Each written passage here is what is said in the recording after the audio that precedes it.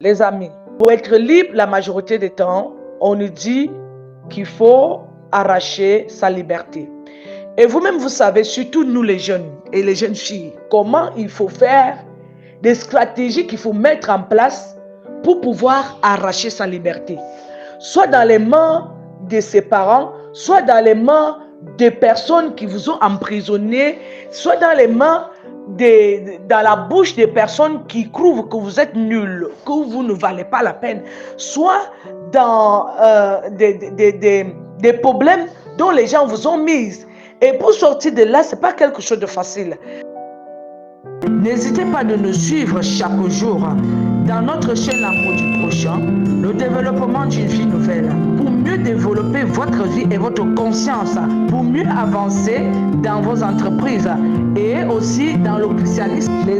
C'est la même chose avec la vie. Pour pouvoir être libre, pour pouvoir réussir dans la vie, il faut déjà se mettre dans la tête qu'il faut mener un combat. C'est un combat. Ce n'est pas quelque chose qu'on a déposé et que vous allez seulement venir ramasser jamais. Même si c'est déposé là et que vous devez venir ramasser, il y a des personnes qui vont s'imposer. Il y aura les opposants qui vont vous empêcher de vous accaparer de ce qui est posé là. Donc, il faut déjà comprendre que dans la vie, pour avoir sa liberté, pour avoir la vie dont on a toujours eu à rêver, pour avoir une vie sûre et meilleure, il faut déjà se mettre dans la tête que c'est un combat. C'est chaque jour, il faut se mettre dans la tête que c'est un combat et c'est un éternel recommencement dans ce que nous devions faire.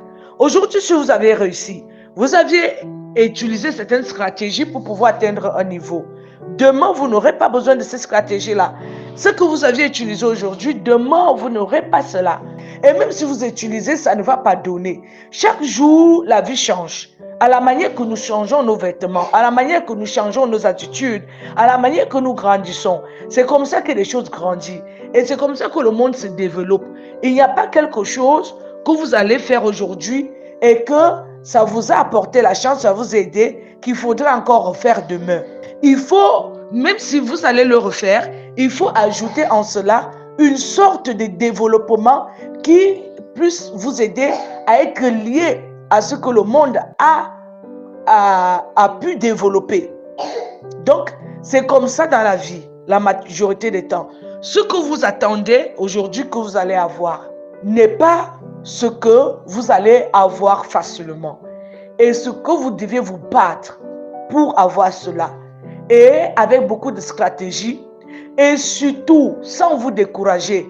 Parce que rien du tout, rien n'est facile. Rien n'est facile. Pour ceux qui ont déjà eu à rencontrer l'échec dans leur vie, ne vont pas vous dire le contraire de ce qu'ils vous disent aujourd'hui. Si tu es une personne que la majorité des temps, tu rencontres les échecs.